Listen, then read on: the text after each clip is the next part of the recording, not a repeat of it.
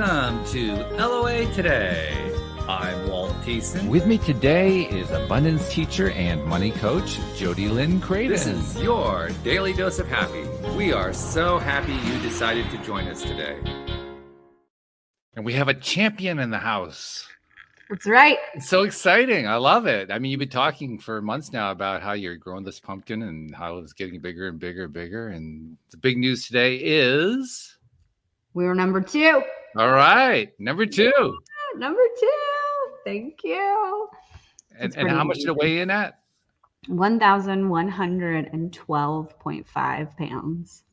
Dang. Wow. Yeah. That's incredible. Yeah, it was definitely interesting to lift, that's for sure. Yeah. And I remember you were kind of concerned because it was kind of growing slower than what you were expecting. Mm-hmm. It sounds like you kind of had like that last minute burst. Well, we thought it was going to actually weigh in heavier, but once we lifted it, the bottom of it, the part you can't see until you lift, was concave. Oh. So we lost a lot of weight in that. Okay. Still, 500, I think, pounds heavier than third place. So we did. Whoa. Good. All right. Yeah. Yeah. First place was 1,000 pounds heavier than us, though. My goodness. We got a ways to go, but we got lots of learning that we did this summer. So we're excited. This is the craziest thing I've ever heard. I love it. I know. How many years have you been doing this now? You've been doing this for a while. Nate's been doing it. My husband's been doing it for ever since I met him, and we've been married for 6 years now. So every year, but it wasn't until last year that we really started to get competitive. And then it wasn't until this year that he invited me to really be involved. Okay. And I am a competition fanatic. Just try me. I will win. I'm crazy competitive. So he didn't expect that because I don't think he's ever really seen me in that light. But I was like, all for it. Let's do it. This is now my thing.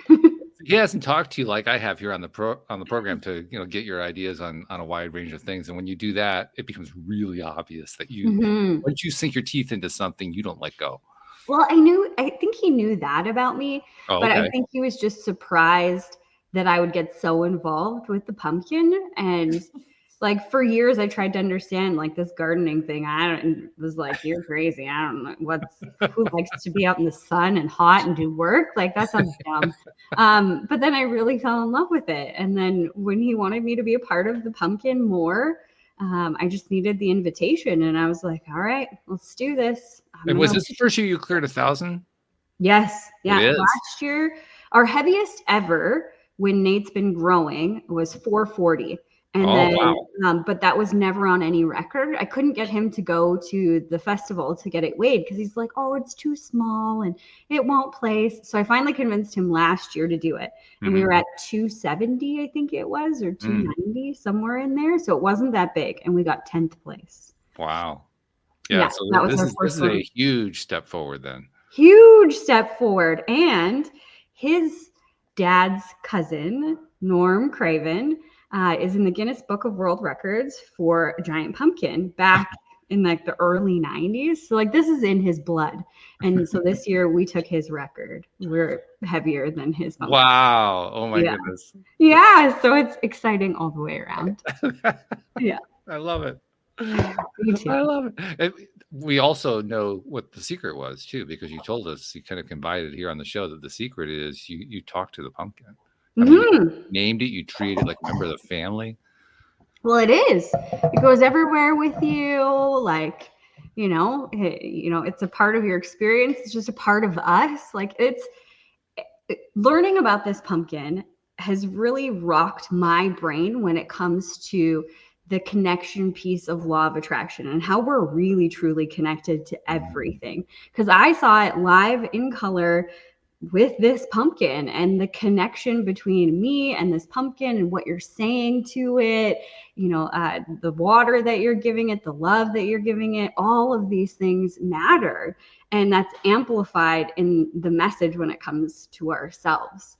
But I got to see it live and in color and literally watch this thing grow right before my eyes. I could see it vibrating. I could see the energy pouring off of it.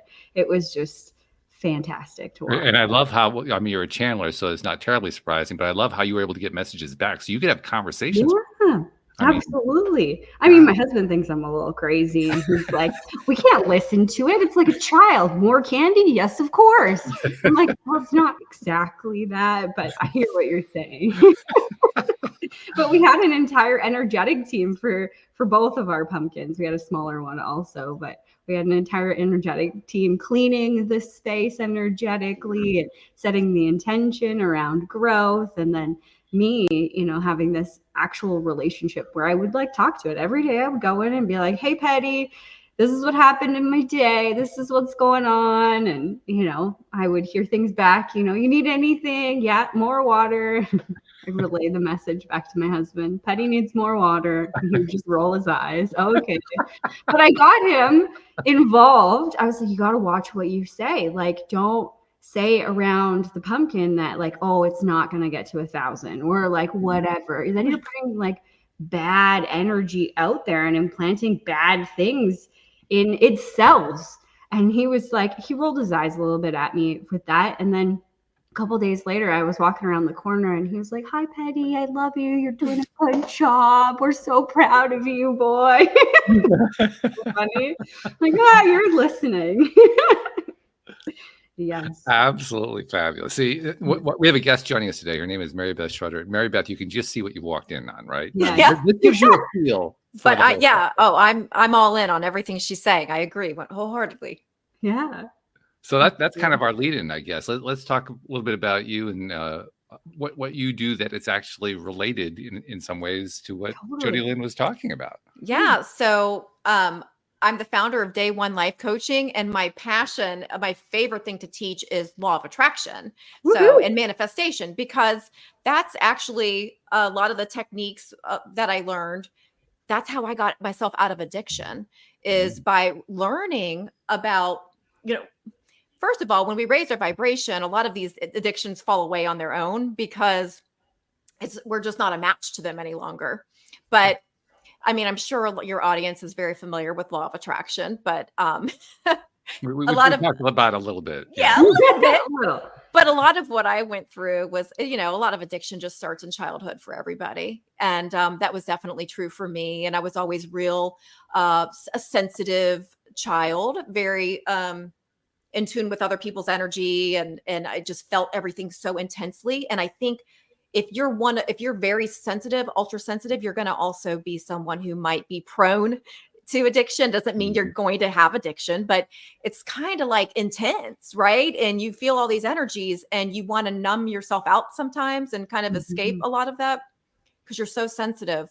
And, you know, there was a lot of stuff that went on in my childhood that did make me want to numb myself out. And my first drink was when I was only 11 years old.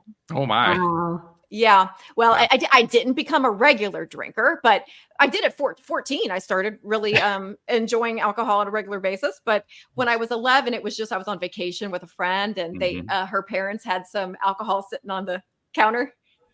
And we were just like, let's try it. And I just remember thinking, oh my gosh, this is the answer. Because I had all this anxiety from all this energy that I always had, like was able to feel. And I was able to, it was the first time I didn't feel anxious in my entire life. You know, a lot of the anxiety came from my parents got divorced when I was really young. Then I had this fear of abandonment, like, oh, if one parent can leave, the other one can too. Right. And I was freaking out every time my mom left the house. I thought either she was going to not come home she's going to abandon me, or maybe get in a car wreck. You know, I just had all these fears that a kid 5 years old would get.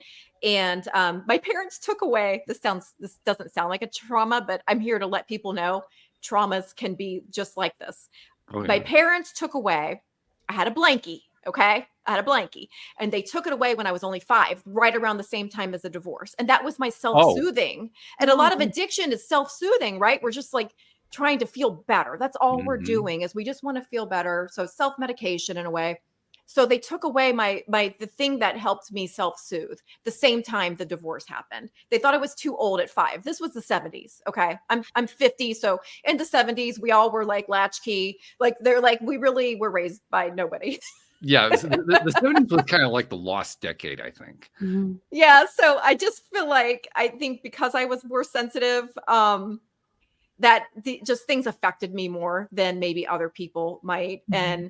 And that's, I think that was where I've over my lifetime I've been diagnosed with anxiety, of course, depression, OCD, ADHD. I don't know if you guys know about, well, I'm sure you do, indigo children. Mm-hmm. So I've been told by several psychics, like, you're not ADHD, you are a beta generation indigo child. Oh. And the energy is so similar that it's because it's a big energy that's hard to harness. And so you can show to other people, like you present as ADHD. And so I've been told that by so many psychics that don't know each other. So I'm like, okay, I'm going to just believe that. And I think it's kind of sad, right? If you have these gifts or you're, because I've always been able to, I would just know things. I get downloads since I was a child.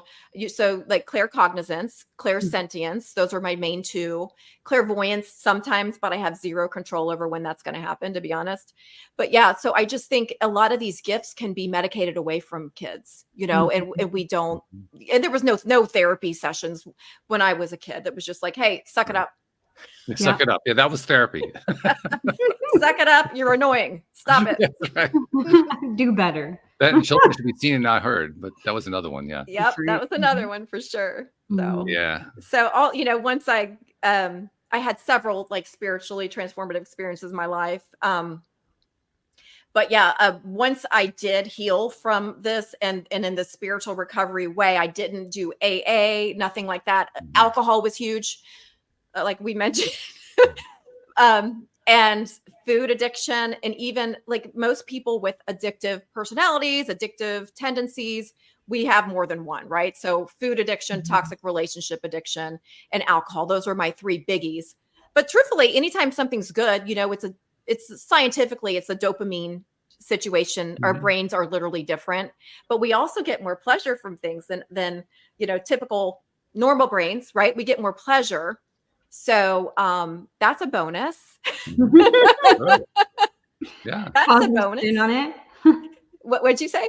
Positive spin on it. It's a positive spin. Yeah. I like Exactly. That. Yeah, I think that's good. You were talking about how challenging it is when you're particularly high empathy or highly connected, highly cognitive, whatever. And I'm sure that's the way you experience it. But from the point of view of somebody like me who has always found it very challenging to develop anything along that line, I look at that and I say, whoa, that to me, that seems amazing. From your perspective, it seems because anything that's outside the norm, you're going to get teased for it. You're going to get a hard time for it. You're not going to be accepted for it. So, I mean, that's just the way things work out.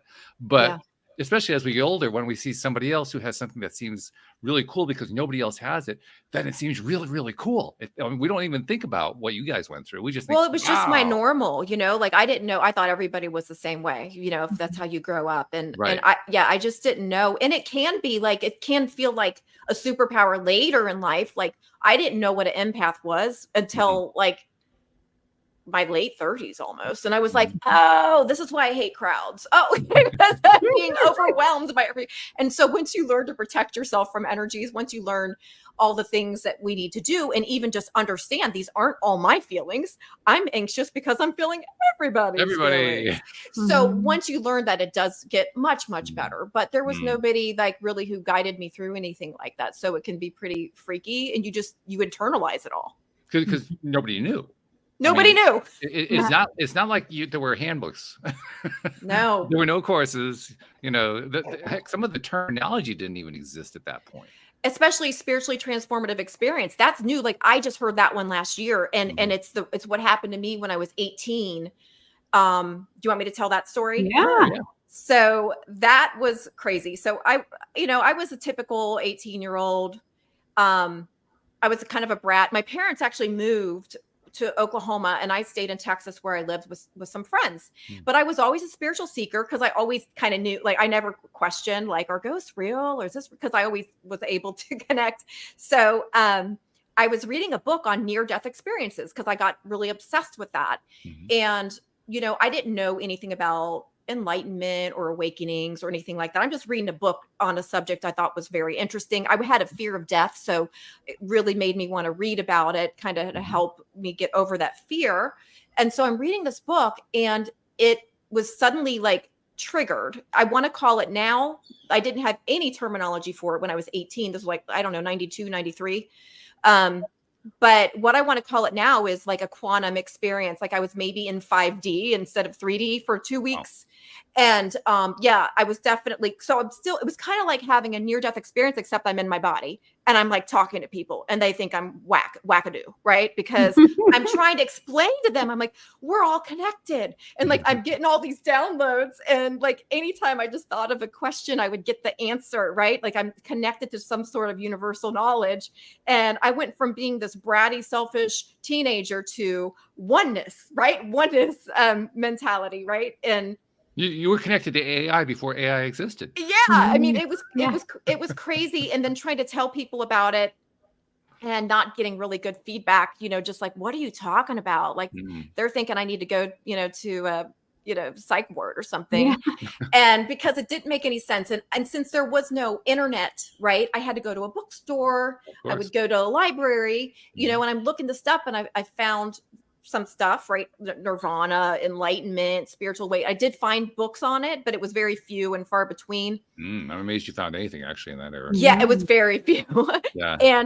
But it was mostly too like other cultures more than anything. And if I had the internet, I would have had some immediate, like, because I think it is more common than people admit. And I would have had an immediate tribe. I would have had some guidance, but since I didn't, and it was like I slowly lowered the frequency. Like I was in all the highest frequencies, joy, bliss, unconditional love, all the things for 2 straight weeks. And then I came out, crashed back down into like 3D, right? I'm back as from being like, it's this horrible contrast from being in this beautiful bliss to welcome back to 3D. And disconnection is so bad. Like, and I don't think many people talk about like what happens if you don't have guidance after an awakening phase. Like what happened to me is that it got very depressing. That there's a saying that you probably have heard: before enlightenment, chop wood, carry water. After enlightenment, chop wood, carry water. Like it's like the same, like, except no guidance. I got depressed and my mind was like, how do I feel connected again? So I started drinking more because that was my 18-year-old mind. Like, this is the only way I can feel connected to these people at this point, And alcohol does kind of have that, it's fake, right? But it does give you that feeling that you're connected, Well, plus that would have played in very nicely with what would have been accepted in the 70s and 80s. That was an acceptable way of connection, connect, if you will. Yeah. You're right. You're very, very right. But that was like, I feel like that in retrospect, all of this happened for a reason. Like things unfold the way they're meant to unfold. And I could see like, I really needed that experience, for the future because I had to embody it. I had to be in that wholeheartedly to be able to teach what I teach today, because it's not just from learning and reading in a book, right? It's like, okay, I embodied this for 2 weeks. So like, I don't have doubts over what I teach because of this, if that makes sense. Like a lot of people can, I don't get always positive comments on social media, but I can blow it off because it's like, I understand you just didn't have any experience like I've had. So it makes sense that I sound crazy to people who have not lived that life. But not so crazy now. I mean, I'm thinking, Jodielynn, you have gone through kind of similar thing, but you've gone through it during the age of the internet. So you actually had that ability to connect to other people and find out what was going on. Can you imagine what it would have been like to not have that kind of info available? No, I still feel like, when I went through it, I still felt like super alone and judged, and that people looked at me funny, and like that I was an oddball. So I can't even imagine. Like there's obviously a spiritual awakening that's happening right now. It's becoming more mainstream. People are talking about it.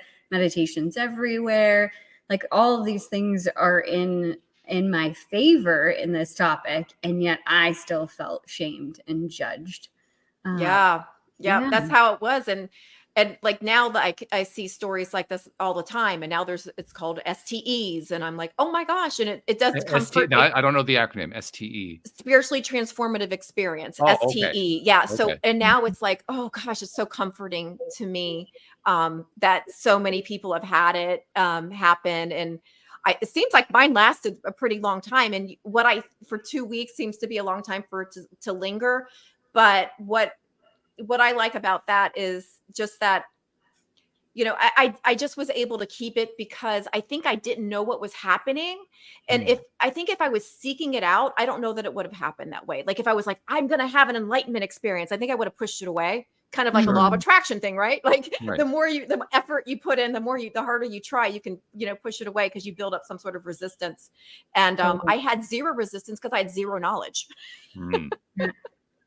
You're just like, this is cool. This is so cool. Yeah. Why can't I convince everybody else? Yeah. That was the most frustrating part. Do you have any recollection of how you ended up getting into that fifth dimensional experience? Honestly, it was just reading the book. I feel like what I feel like is my soul remembered. Does that make sense? Like, oh yeah, the stuff I was taught about in Catholic church. No, that wasn't exactly the truth. This is the truth, and it like fear is an illusion and everything's love and knowledge. And, it was just like remembering. It was like my soul already knew, and the trigger was reading the book, and it made me remember stuff that we all already know. We just come into this incarnation with amnesia, which I found out later. It's very interesting. I'm trying to equate this to my own experience because I can't say I've actually had that kind of fifth dimensional experience. I'm thinking back to when I first became exposed to the spiritual side of what is generically described as law of attraction. It's actually a bigger space than that. Yeah. But when I started learning what is generally talked about by one person after another who has that ability to connect, the Abraham Hickses of the world and so forth. Yeah, I love Abraham. When I heard all that, it resonated in a big way, but I can't say it lifted me up to a fifth dimensional experience. It was just like, oh yeah, of course, that makes total sense to me. It was that level of thing. So I hear your story and I say, why didn't that happen to me? Well, since I'm an Abrahamer too, so of course I looked this up. I found Abraham probably like 2008, but of course The Secret in 2006, I watched that and I was like, this is what I've been trying to tell everyone since I was a kid. I was like, did you guys notice when we think this way and feel this way, this happens? And we think this way and feel like, I could tell, like as a kid, I was like, don't you guys notice, like today I'm repelling people, today I'm attracting this, like I was telling. And then when I saw The Secret, I was like, this is what I've been trying to say. I didn't know there was a term for it. And then you find out it's ancient esoteric wisdom that's just been hidden from us, right? And so I'm a big Abrahamer, so I looked that up on YouTube and found she said basically it's you're seeing the world the way Abraham Hicks describes it. You're seeing the world through the eyes of source. That was what happened. That's just the shorter version of the quantum experience. So yeah, that was a pretty cool way to say it. For me, it's always been more vicarious. I've been experiencing it through other people. I've been doing it here on the show, talking to other people who have various levels of skills and abilities and so forth. I just sit here going, wow. But you probably get in the vortex. Like Abraham says, everyone gets in the vortex, you're just not holding it as long, so probably. You're getting in like everybody does. It's just like how to sustain it. And I haven't been able to, like, not that way again. Like, I feel like it's what I said earlier, like now I'm trying and then you push it away from trying to. I was just gonna say, how's that working for you? Yeah. I get glimpses. Like I definitely have a high vibrational set point now. Like, and a lot of that got so much better after I let go of alcohol, which has been over 5 years now. But I really honestly didn't think, like everyone was telling me, like I did have a DUI before, and people were telling me I had a problem, but denial is strong. Denial is so strong. So I was like, well, I mean, who would I compare with? Well, everybody. I know so many people who've gotten a DUI. I didn't know I wasn't supposed to blow. I had all these excuses. Like the breathalyzer thing. Like, I didn't know I wasn't supposed to blow in there. You can get a DUI from having one beer. So I was a queen of excuses. I did hide a lot because I didn't want anyone on my case. So I'd have a drink before I went out. So, someone's counting my drinks or whatever. I didn't want to deal with that. I just thought I'm fun. I'm fun and you guys are lame. Okay. Like I'm fun and sorry that you guys don't like to drink like I do, but I'm just a fun person. Not admitting yet, because a lot of this addiction healing is self-awareness, which I clearly didn't have for many years. Like I was in pure denial because I didn't want to give it up. So we tell ourselves lies, we make excuses and lie to ourselves. So I didn't, that's kind of a thing that I had to, the shadow work that I had to go through. There's really no spiritual awakening without a healing journey. They kind of hand in hand. So I definitely had to face my shadows and the rejected parts of myself that I was running away from, because that's what we're doing with addiction is we're running away. We're escaping a reality. I didn't love my job. I was in the corporate world. So I think a lot of it was, hey, and probably a lot of your listeners will relate to this. I just wanted reward. I reward myself at the end of the day with, I loved red wine. I mean, and by the way, that's what I was doing is red wine every day though. Like I would, after work, there was always someone to meet me for happy hour. I did not lack if someone to go drink with me. And, or I'd take my son to, let's go to a restaurant. And of course I didn't go to a restaurant for dinner. I didn't, without ordering a glass of wine. So, and then I would usually get a bottle on the drive home, and it was my reward. I deserve this because work was so hard today, and not realizing what I was actually doing is self-sabotaging, not setting my next day up for success. It does destroy your sleep, lowers your vibration. It's a lower vibrational substance, and it just is. And like part of why it got easy for me to quit is I raised my vibration so high and learning about law of attraction and stuff. I was no longer a vibrational match to it. And my body started to physically react to, I couldn't even have it anymore. And I've heard stories about people who've had near-death experiences and come back. They can't tolerate alcohol anymore. And I think it's the same reason. I think they've been to the other side, they've lifted their vibration, and there's just things that no longer are serving them in this physical. So the contrast actually helps in that case. Yeah. I mean, the contrast basically says, okay, now I don't want that anymore. Contrast is how we create, right? There's no creation without the contrast. Like Abraham would say, like, you don't know what you want until you have what you don't want. And for sure, like I feel like that's how and everybody has created most of their reality is through the contrast. Like I don't hate anything that went wrong. Any mistake is just a learning opportunity. That's how I see it. And I had to go through the addiction. I had to go through it and realize how hard it was to quit, because I know I'm intelligent. It's nothing to do with intelligence, but if I didn't experience it, how could I help other people? And I think it was all set up this way perfectly and beautifully. Like I said, the way my life unfolded is because I was meant to do this. I know I'm living my passion. My calling, that's the right word. Okay. So Jodielynn, which of the 25 things that you've heard so far are the ones that you identify with the most? All of them. I can't pick one. I think it's interesting the falling away of the alcohol, like as you raise your vibration. That totally makes sense to me. And as I've gone on this journey, I've drank less and less to the point where I barely drink anymore. And people ask me all the time, like, why don't you want to have a drink? And it's just, I don't feel like it. I don't know. I don't want it. I could just take it or leave it. Like, every once in a while on a hot day after, a long day's work, I would love a beer. Sure. And, I get offered one, so I'll take one. But other than that, like, I don't really buy it. I don't really drink anymore. And people always ask me, like, what changed? Did you make a decision? And it was no. There was no like conscious awareness of me saying, like, I'm going to stop drinking because it's not high vibe or it's bad for me or anything like that. It just kind of fell away. And same for me. I wouldn't say that. I wouldn't have said that while I was going through it. Like, I was just noticing, like, gosh, I felt so much better before I had this drink. What am I doing? And I'm actually spending a lot of money on feeling worse. Right. Yeah. It just became illogical. Yeah. That's my way of doing it too. Because I let go of all that in my mid-20s, and nice. I let go of it because I just didn't like it anymore. Yeah. I mean, it was. Why am I doing this? That's the question I couldn't answer. Why am I doing this? Yeah. Yeah. And it is. It's funny because like now when I go out to restaurants, I'm like, so proud of my bill because I used to spend so much because the markup on alcohol It's is a lot ridiculous. cheaper, yeah. And I'm like, gosh, it could be that. And part of my message is like, we can change at any time in our lives. I didn't quit drinking until I was 45 and I had slowed down a lot, before I quit completely. But I did have a complete energetic shift when I ultimately quit, like to where I knew this is my last drink. Like I knew that I knew that I knew that I knew. I'm like, I'm done. Like I'm just done. And I have not been tempted since. Like, and it was a shift that I felt. Are you guys Joe Dispenza fans? Oh yeah. Okay. So me too.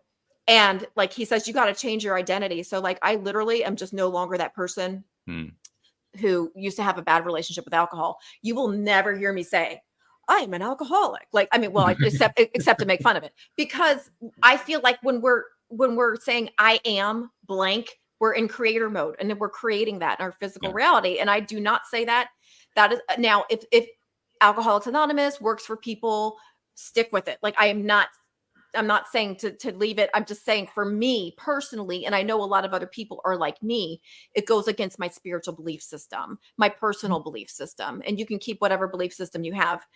Throw away anything I say that doesn't resonate with you, please. But for me, I was like, it was depressing. Like I was ordered to go after my DUI. So that was my experience with it. And I was like, it felt wrong to me, like to say I am an alcoholic, and I changed my identity completely. I shut the window, lock the doors.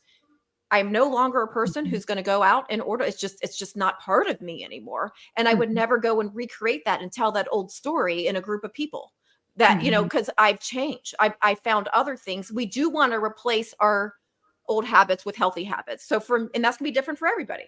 For me, I started going to the gym instead of happy hour. I joined a gym and I was like, I became kind of excessive because I'm addictive brain personality. And I turned into a gym rat, for a while. Like I overdid it, but you balance out over time, because I was just like, I am not going to the bar, So it was like treadmill time instead. And so I became but you're going to have extra time when you quit drinking. You're going to have a lot of extra time on your hands if you drink every day.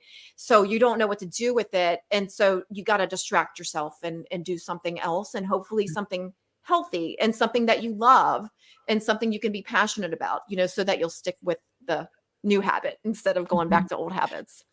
There's some interesting parallels here because I have 3 co-hosts. Jodielynn does the shows with me on Wednesday.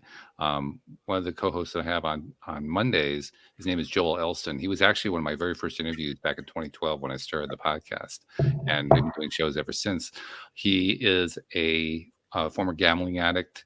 Actually stole, went to prison, all that kind of stuff. Went to jail, not prison.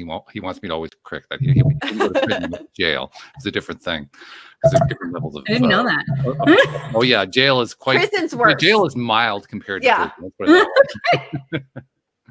But he's also an opponent of not an opponent, but he's not a supporter of AA.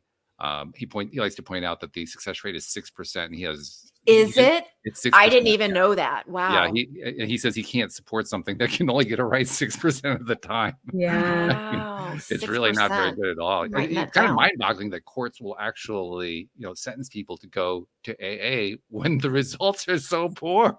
Yeah. It made me want to drink. Yeah, that's what I'm saying. That. It was so depressing. Yeah. I was like, I can't wait to get out of here and have a glass of wine. But so interesting that, and he's also a gym rat. I mean, the guy he's been lifting since he got out of jail and turned his life around in his 20s. He's been lifting since then. He's, I think, close to 60 now. The guy can deadlift 500 pounds. I mean, it's ridiculous what he's been able to do. But because he just loves the same thing, he found the same kind of vibe that you got from going to the gym, and so he just does it. I mean, it's his go-to. Every single day it's his go-to. He's there 7 days a week. So I was really obsessive with it like that, and I noticed that, gosh, that can be kind of, for me, like everybody's different, but I got to, I'm extremist, right? Like, and that's part of the addiction mind in me. Like some people have, like, I call it like a dial. They can moderate, they can dial. For me, I'm an on and off switch. I'm all in or I'm all out, right? So it's kind of, I got to watch myself even with healthy things, because I can take those to an extreme too. And there's a saying, abstinence is easier than perfect moderation. and that's St. Augustine. And I definitely find that true for me, at least. And there's a lot of people like that. So it's a personal decision, because I do think some people can perfectly moderate drinking. I'm just not one of them. Same with food. And, you know, it's just like, if it doesn't matter what it is, like I can't eat just one cookie. If it's a good freaking cookie, I want to eat the whole sleeve, you know, like why not? You know, and that's how my brain is. Yeah.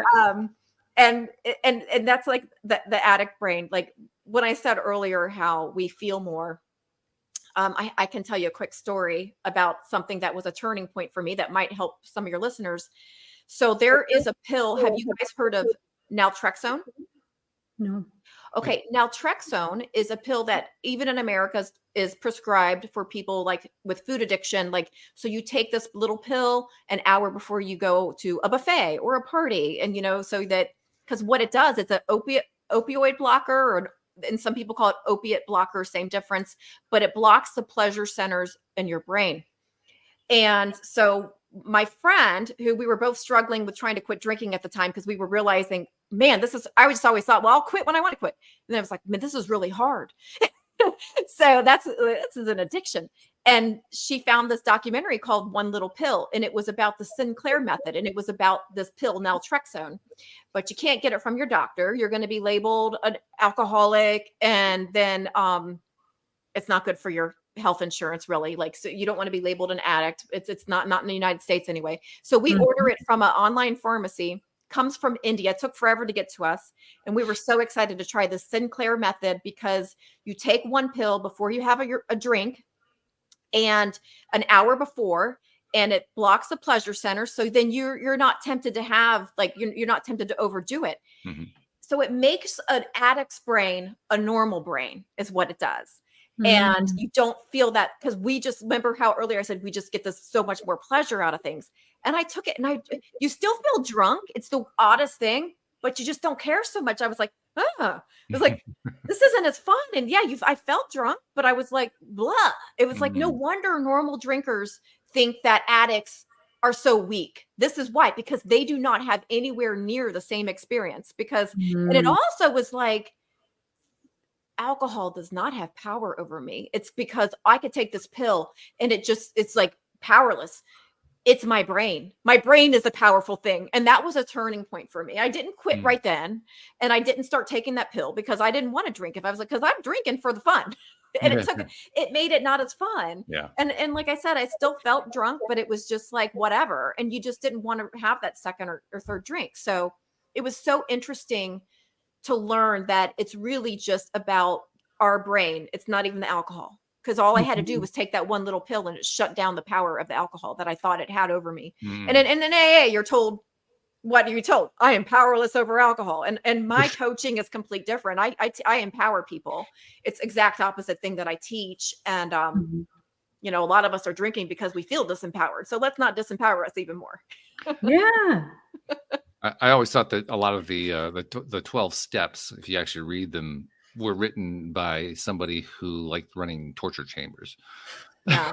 Because it didn't make any it was sense written by a man who was admittedly a narcissist. And, you know, like, I think if somebody and I think if somebody's that far in, like a male narcissist, you know, who was selfish, like he was training himself, and he knew probably a lot of other men who, you know, it's really more of a program that was initially started for men. And then, so it's like not so great for women, because we are kind of already told all this. We're already pushed down, and turns out too, but that's another thing. Yeah. What did you say? Not so great for men either, but that's another thing. Yeah, it's not. But I do think that I could see how it would cater to men a little bit more than women, at least, you know. It was just, I found it to be just very disempowering in general. You're right, for men and women. But I think at the beginning it could be useful. Like, we need to know, at least get to that point of admitting it. Okay, I have a problem. But then how long are you going to dwell? A couple of steps actually do make some sense. Yeah. And how long are you going to dwell on it, though? Because that's the problem, is how long are you going to dwell on those old vibrations, right? Like, kind of like therapy versus coaching. Like in therapy, you know, you're talking about the past, talking about your old vibration, talking about and you get, to me, I didn't like therapy because I got stuck. Like I would leave there feeling worse than I did. And with coaching, we're always in the present moment. In the future, we're setting goals. You know, we would talk a little bit about the past to get to some root causes. We got to bring the subconscious out to the conscious where we can heal it, right? But we don't need to dwell there. Right. You know, dwelling on these negative thoughts and addictions are negative thought loops are addictions as well. Sure. Overthinking is an addiction. It's not just drugs and alcohol. Sports can be an addiction. Netflix. Some people spend a whole weekend just binging Netflix. That's an addiction. You're escaping something, right? You're not wanting to face your reality. You're not living. I mean, pornography is so accessible to everyone, and it's people don't realize it really does ruin families. It destroys lives, and it makes people not even understand what intimacy is anymore, right? It's a shame that it's so accessible to kids even. I think shopping, I might have mentioned earlier, that filling that void, you know, and that could really destroy families because you're spending money you don't really have. And you're putting your family in debt, you know, and then I think we're all addicted to these cell phones and the scrolling. Like I've gotten better. I still have the addictive brain, but I've gotten better at catching myself and being mindful, interrupting the patterns, right? And that's what it's all about, is interrupting these patterns that I didn't even realize I had, wasn't conscious of them. So I will catch myself because I can't abstain from my phone. It's part of my work, big time. You know, I have clients texting me. So I will catch myself and I will put my phone in another room because it's like time out. You're scrolling too much, getting those dopamine hits. Yeah. So you got to do that. You know, we just do. It's funny. I don't get the dopamine hits from scrolling through that. What I get is I am so tired of this. That's my hit. Well, that's a clue to put it down for sure. Yeah. It doesn't take me long at all. If I don't catch myself quick enough, I get to that point. I'm like, God, even my neck hurts and I'm sitting here. What am I doing? Like, what am I doing? Where did the last 2 hours go? Exactly. It's kind of scary. Yeah. And we can all identify with that, I think. I think there's also an interesting point to explore here because we do talk in terms of being addicted to A, B, C, D, or E. But in the final analysis, addiction really doesn't have to have anything to do with the thing. It has to do with what's going on inside our heads. Absolutely. Like, what are we trying to escape? And that's why I love spiritual recovery. That's why I teach spiritual recovery, is because, like, even with alcohol, especially with alcohol, when we don't actually have that shift that I talked about, we're still white knuckling it, right? White knuckling it. We still really want it. We still are getting cravings. We're still so tempted. But that energetic shift and that spiritual upliftment, that's what pushes you over to the point where you raise your vibration enough to where you already feel fulfilled. There's no void, because that's what it all is. It's filling a void, right? It's something that we're lacking. And for me personally, I don't think anything other than spirituality could have fixed me, you know, I don't care, for lack of a better word, changed me, transformed me. There we go. Give you the excuse to transform yourself. Yeah. There you go. Perfect. Yep. Yeah. I mean, and even though I was all about it since childhood, like I said, we have so many awakenings. Like, I'm still going to have more throughout my life, you know, like just when you think you know everything, like, I think that's the definition of ignorance, is when you think you know everything. Like, I'm very aware. Like, the more I learn, the more I'm like, wow, there's so much more to learn. I don't know anything at all. I don't know jack, right? Like, so that's, you know, that's a very, you know, that's wisdom. I don't know if I could define ignorance, just because there's so much of it in my own thought process, let alone with anybody else. I mean, it's easy to point at somebody else's ignorance and say, oh, that person's ignorant. I think we've all done that at various times. But when you start realizing just how ignorant you are, despite all the things that you learned, and it's not a negative. I mean, you can perceive it as being a negative. I'm not expressing it as a negative. I'm not thinking about it as a negative. I'm simply saying, for all the stuff that I've learned, it becomes more and more obvious over time just how much stuff I don't know. I mean, even if I think about myself last year, like, you know, it's just like even a year ago, but definitely like before I quit drinking, and even, you know, in when I think back to my 20s and my 30s, it's like embarrassing. Like, Yeah. like how different I am. But I'm going to think the same thing about the person I am today next year, probably. Like, man, you didn't know anything. So like, And here it is. I'm recording myself and all these things. It's all documented that, I still had a lot to learn. There's proof. Proof. And yet, by the same token, it's not like you're not learning anything. You're learning tons. I'm learning tons. Jodielynn's learning tons. I mean, exactly. The amount that we learn is quite impressive, actually. Even the ones, those of us who are kind of stuck in those loops, who are stuck in those addictive cycles or the victimhood cycles or whatever, even there, the amount of learning that goes on, you don't see it. You have to kind of look beneath the hood, and we don't get to look beneath the hood very often. But that's when we grow, right? Yeah. When we're going through it. Like, I never grew in any of the times my life was like easy peasy. I was like, that's why I said I'm so thankful for all of I would not change a thing. I would not change a thing, for real. I've been divorced twice, and like I could see, like, I didn't think alcohol affected my relationships, but how do I know? Like, it probably did. Like, I don't have a time machine where I could go try again these marriages minus the alcohol. Probably I never would have gotten married to begin with, because both were rushed. I was impulsive. Alcohol clouds our judgment, right? And a lot of a big reason why I decided to let it go completely is because when I got a addiction recovery niche, I added that on. I was already a life coach, right? And so this was probably 6 years ago, and I'm reading about it, and I'm like identifying with it. I'm like, oh my gosh, I was self-aware enough at that time in my life to be like, okay, I do have a very unhealthy relationship with alcohol. I'm not going to say addiction, but but there's a thing here. We'll just call it a thing. There's a thing. And I'm reading about it. And then there's this book called Alcohol Explained by William Porter. And he actually is a dude who was like reading stuff about why he couldn't sleep at night. And he related it to the alcohol through his research and trying to figure out what was wrong with him. And that's what I identified with the most. And that was what pushed me over, is because the science behind it is that when we drink alcohol, it's a depressant. It's a depressant. Everybody kind of knows. Yeah, it's a depressant. Well, not everybody knows what our body does is create stimulants to counteract the depressant, which is the normal healthy thing for our body's supposed to do, that create these stimulants.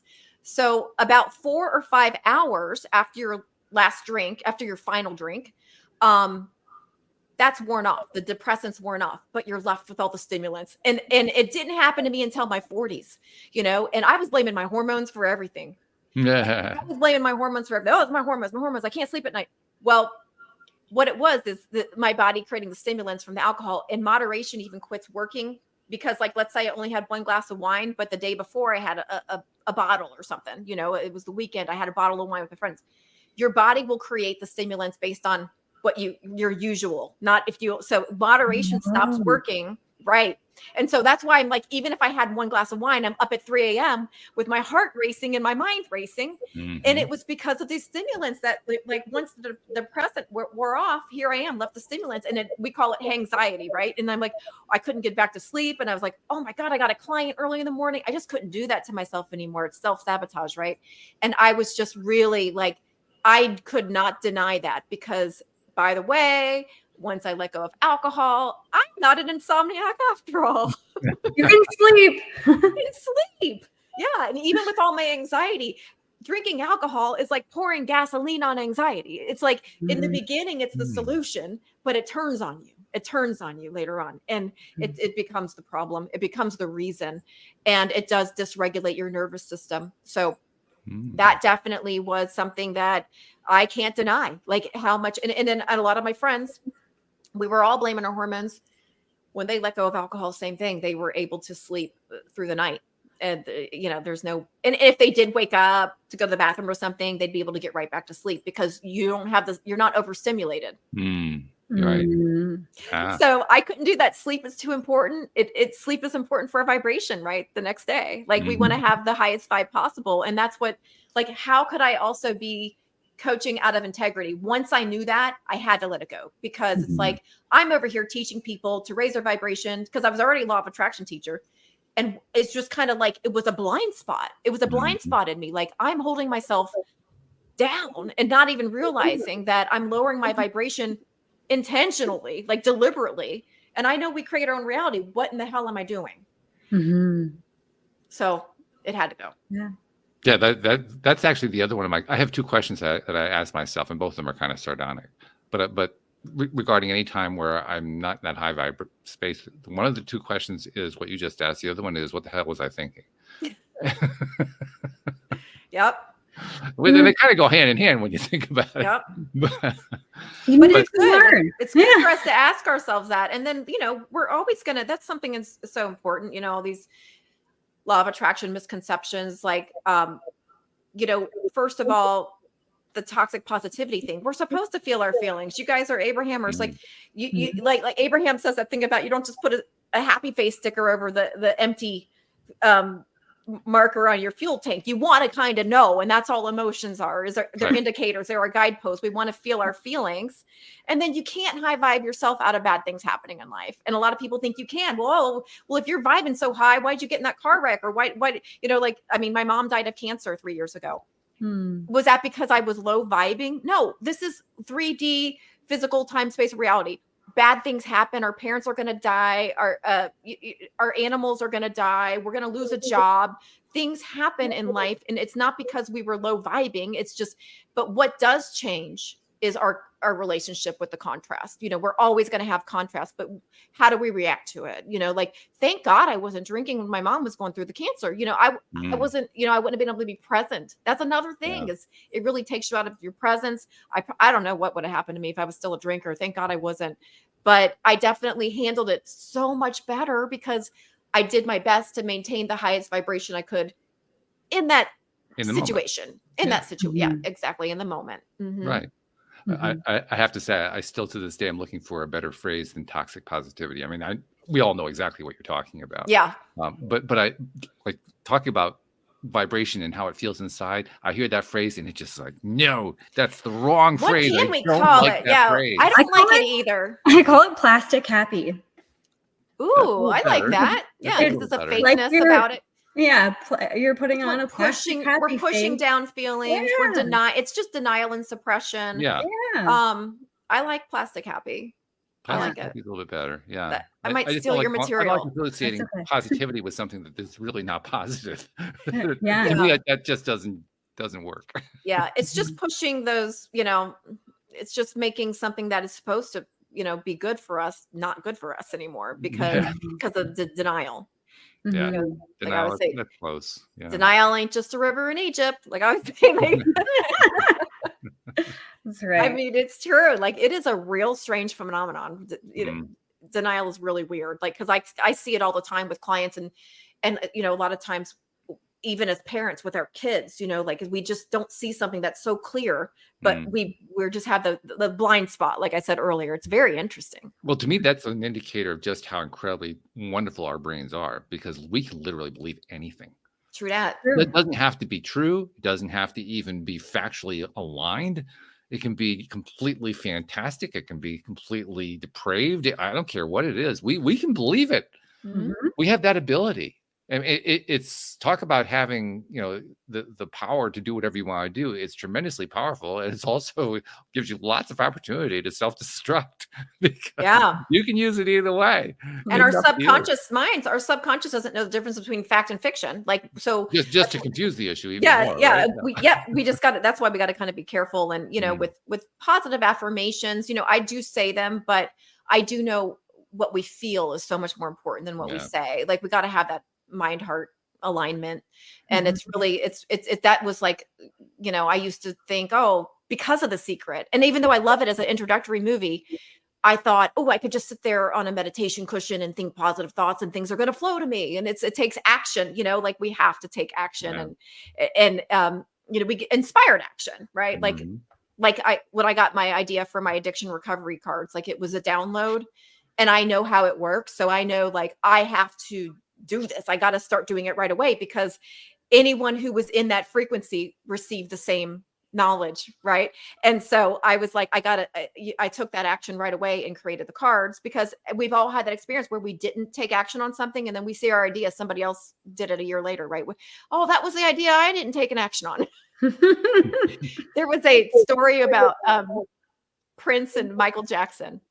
And Prince, he had like his band said, like, told the story, like he woke them up at like 4 a.m. It was like, gotta come to the studio, gotta come to the studio. I have this idea for a song. We got to do it right now. We got to do it right. And they're like, can't we wait until, like a few more hours to let us sleep? And he's like, no. If we don't do it right now, Michael Jackson's going to do it. Cause he knew how it worked. He knew. Like, if we don't take this idea, Michael Jackson's going to get it. Cause he knew Michael was tuned in too. Yeah. I thought that was fun. And that's a true story. According to Prince's band. Yeah. I wouldn't doubt it. I mean, it certainly makes sense to me that would happen, but wow. Yeah. Because different people live in different universes. That's for sure. It's way outside of my experience. I never had any experience like that one. No. But yeah, take those inspired action. And I think that just like Abraham, let's keep bringing up Abraham, but when you're feeling it, like get real specific, and do things, act on it, and by the way, that's something I've mentioned before, but I do understand it because I know what that feeling is. But when I look back at The Secret gets way down with the accusation that they're just teaching you to sit on a pillow and bring it into your life.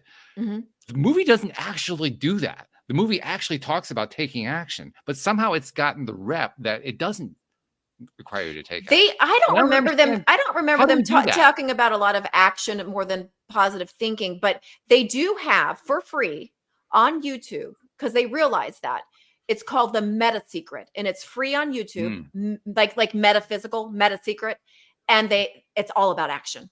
It's all about it. And there's a couple versions on there. One of them's better than the other version. So you'll notice quickly getting into it, but it's called The Meta Secret. And it's like, it's kind of like, and it's a lot of the same people. And it's like they were making up for it. Like that they didn't emphasize it enough. Maybe it was more about positive thinking. But maybe that's what it was. Maybe it wasn't emphasized enough because it may not be that it was not emphasized enough. Maybe it was more that the way that they said it, because they didn't say it in very expansive, dramatic terms. You must take action.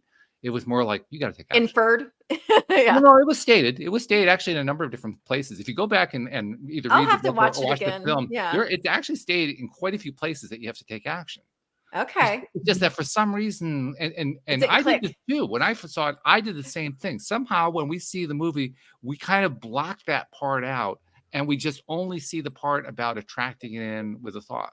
It's our magical thinking. We wanted magical thinking. Yeah. We wanted to believe that we didn't have to take action. So therefore, that's what we heard. Right. Yeah. But when you actually listen to it, there's really only one or two sequences where they don't emphasize action at all. All the rest of the sequences they emphasize. In fact, the one that comes to my mind, there's the sequence where the young woman in green who's at the beach, and she sees some other people there that she kind of wants to get involved in talking to and so forth, but she's kind of nervous of doing that.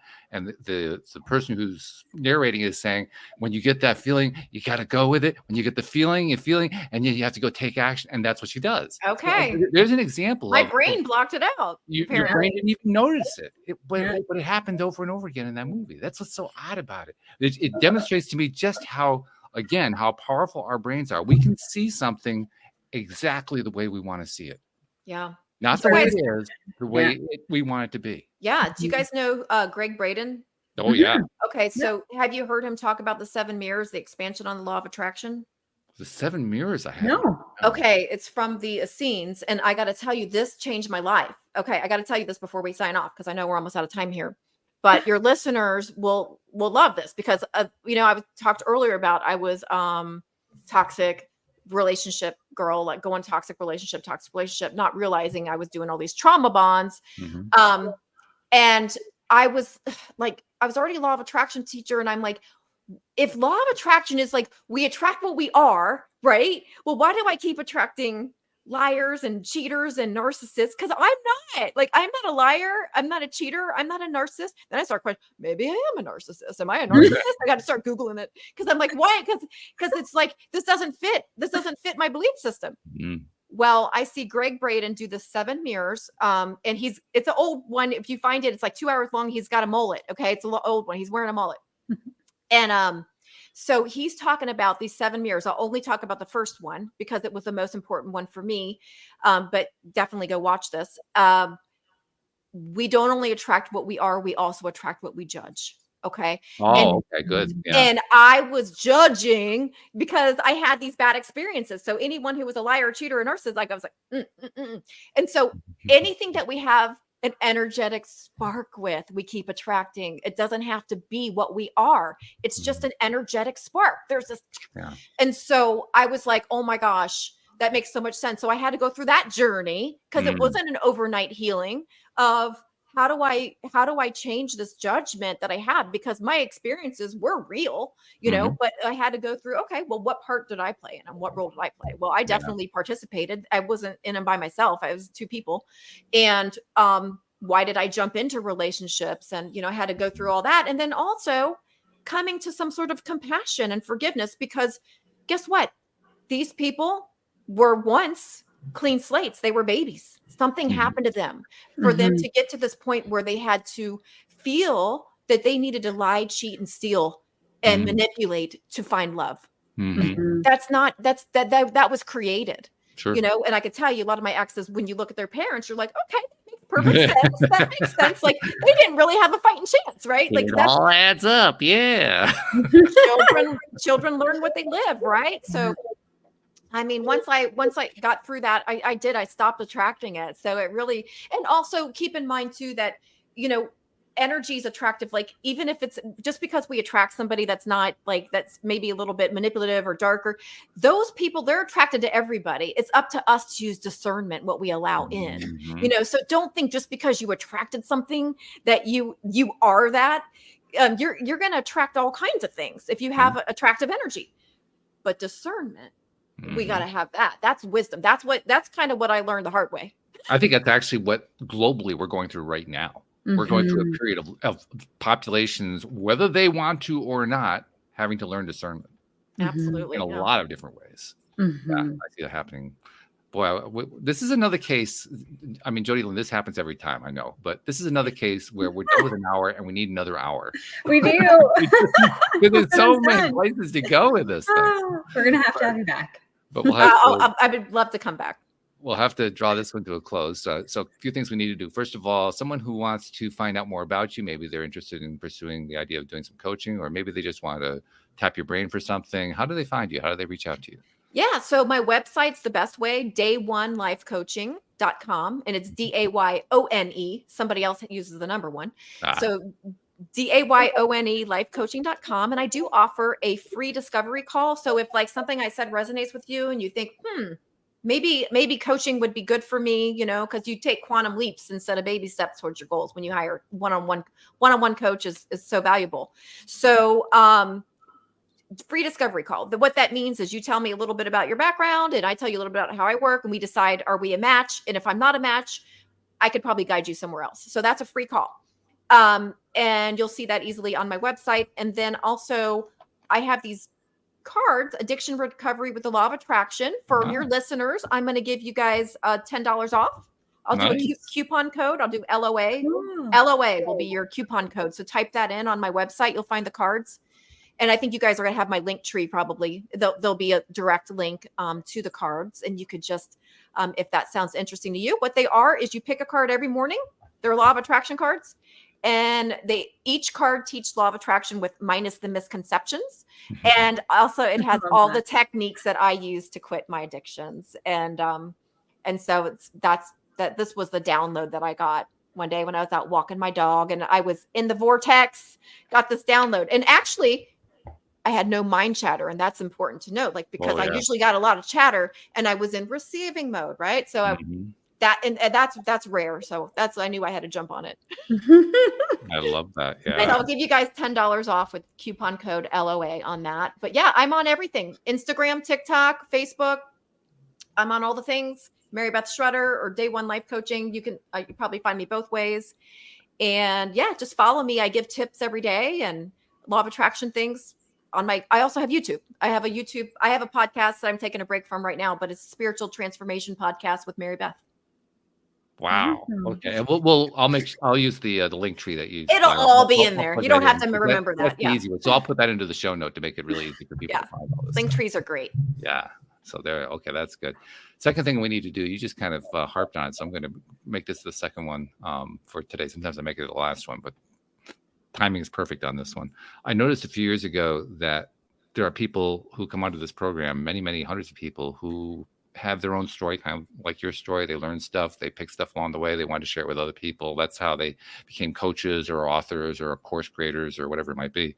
And like you there, I mean, you kind of take it like to the 25th level. Like you say, you're all or nothing. It's all either on or off. And for you, it's on. So you're on TikTok and Facebook and you're on all of it. And you're creating all this content and you're giving it to people, and they're people who are benefiting from it in ways that you don't even know about. And that's the thing that I noticed. I said, well, we should be getting credit for that. Well, I think we do. I do believe in the ripple effect. And I think everything that we're putting out there comes back in a way that we might not realize, that's why. But, I do get a lot of beautiful DMs, like private messages. And that just makes me feel so good. These are people who didn't even buy anything from me, and they're just following me. And, they're like, oh my God, I quit drinking because of you. Like, and there's a lot, there's a lot to being a role model. Like sometimes telling people things doesn't even work, it's just seeing and the example. People learn better by example. And so if all I am is a role model to most people who see me, that's fine. Like, you don't have to buy anything from me, just follow me. And if I can help you in that way, I'm sure it's going to come back to me in some good karmic way. Well, I like to take it to the next level. I like to point out that there are also those people you haven't heard from. So on behalf of those people you've never heard from, never will hear from, thank you for what you're doing, because you're helping them in a big way. You're making a difference in the world. I love that, because you're right. Not everybody's going to come out and tell you, right? Yeah, most of them won't. Well, you're going to affect people. Those ripples, the ripples are going out there. You'll see maybe 5-10% of them. The others you don't see. That's so true. You just Thank don't you. encounter them. So that just made me feel good. Thank you. Yeah. Well, that's the whole point, is to recognize that's big. That's really important stuff. Yeah. I don't spend a lot of time thinking about that, but I do love it when I get the messages. But yeah, now I'm going to be like, okay, just because I didn't get a lot of likes, that doesn't mean they're not liking it. That's right. Right. That's exactly right. So that leads us into the third and last thing that we like to do each week. And this is where I turn to Jodielynn. She's all of my co-hosts are really good at this. Jodielynn, I think, is the top one. She does it better than the others. But they're all really, really good at it. Because when you're the host, you're right in the middle of the conversation, right? I'm the one asking the questions. I'm kind of guiding the conversation and so forth. But the co-host has a really unique perspective, because he or she sees what's going on almost from the audience's perspective. True. Well, I like to go to Jodielynn and say, Jodielynn, when you're tying all this together, how do you tie this up with a bow on top so that it kind of ties the whole thing and makes the whole thing, fit? How are you seeing it? Well, Mary Beth, I think this topic is such a unique and sometimes really difficult topic to expand on. The addiction side of things, I have my mom was addicted to alcohol when I was a kid, and it impacts not only the individual going through it, but the family going through it, as you spoke of. And that being said, I've never heard anybody talk about it in such a beautiful and expansive way. What you've done is you've said that it's not this big, bad, scary thing that you should beat yourself up over. It's an opportunity to learn and an opportunity to empower yourself. So thank you for that message. And thank you for taking on, this mountain of a hill to climb and help people move to the other side so that they can raise their vibration and truly co-create the life that they really want. So thank you. Oh, thank you for saying that. Yeah, I wasn't vulnerable right away. It took some time for me to get to this point, because not everybody's going to agree with me, and they want to be set with their ways of doing things. And then honestly, when people aren't ready to change, they get pretty defensive, and you get a lot of hate sometimes because you're putting yourself out there. So I appreciate you saying that. Thank you very much. You're welcome. See, I told you she was good. That was really good. Really I was trying not to cry, to be honest with you. You're allowed. It's okay. I'll cry when we get off here. Fair enough. Well, we'll bring you back for another time so you can cry then too. We'll just carry the cry on. Yeah, I'll be extra vulnerable next time. Well, thank you so much for joining us. We really do appreciate it. Thank you. I appreciate you guys so much. And, we'll be in touch. I'll send you the link to set up another time. I don't know when it'll be, because obviously we're pretty heavily booked, but we'll find something. We'll find time to bring it back. Perfect. So thank you very much. Thank you to our podcast listeners everywhere. We'll see you all next time here on LOA Today. Goodbye, everybody.